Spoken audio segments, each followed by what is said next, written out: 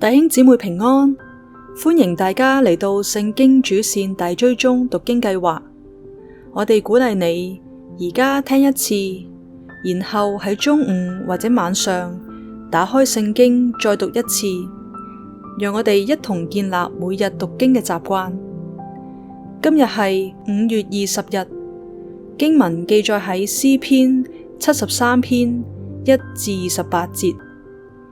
今日嘅主題係惡人興旺，義人受苦。讓我哋一齊聽下今日嘅經文。神實在恩待以色列那些清心的人。至於我的腳幾乎失閃，我的腳險些滑跌。我見惡人和狂傲人享平安，就心懷不平。他們死的時候沒有疼痛，他們的力氣卻也壯實。他們不像別人受苦，也不像別人遭災。所以驕傲如鏈子戴在他們的項上，強暴像衣裳遮住他們的身體。他們的眼睛因體胖而突出，他們所得的過於心裏所想的。他們譏笑人，憑惡意說欺壓人的話。他們說話自高，他們的口褻瀆上天，他們的舌毀謗全地。所以神的民歸到這裏，喝盡了滿杯的苦水。他們說：神怎能曉得？至高者豈有知識呢？看啊，這就是惡人。他們既是常享安逸，財寶便加增。我實在徒然潔淨了我的心，徒然洗手表明無辜。因為我終日遭災難，每早晨受懲治。我若說我要這樣講，這就是以奸詐待你的眾子。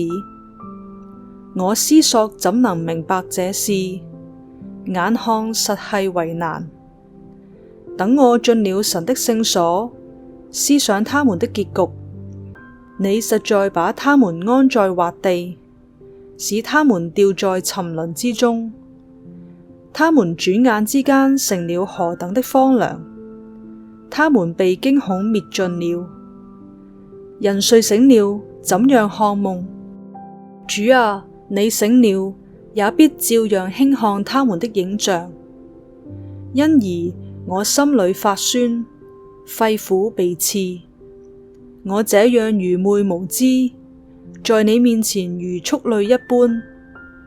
然而我常與你同在，你攙着我的右手，你要以你的訓言引導我，以後必接我到榮耀裏。除你以外，在天上我有誰呢？除你以外，在地上我也沒有所愛慕的。我的肉體和我的心腸衰殘，但神是我心裏的力量，又是我的福分，直到永遠。遠離你的，必要死亡；凡離棄你、行邪淫的，你都滅絕了。但我親近神是與我有益，我以主耶和華為我的避難所，好叫我述說你一切的作為。今日嘅主題係惡人興旺，義人受苦。詩篇第3卷開始，大都是亞薩的詩，詩人論述惡人興旺，義人受苦的問題。首3節撮要了全詩，上帝是美善的，但義人竟受苦，惡人卻興旺。然後詩人以相反次序詳述惡人興旺的狀況，義人的苦況。最後詩人進入聖所，找到答案，明白上帝的美善。盡心思考，詩人對於惡人興旺，義人受苦嘅問題，最終喺咩情況之下揾到答案呢？接近上帝帶嚟安慰、保護同埋永恆嘅美好結局，詩人嘅反省點樣幫助你去面對各樣唔公平嘅現象呢？親愛嘅弟兄姊妹，願我哋讀聖經嘅話，亦思考聖經嘅內容。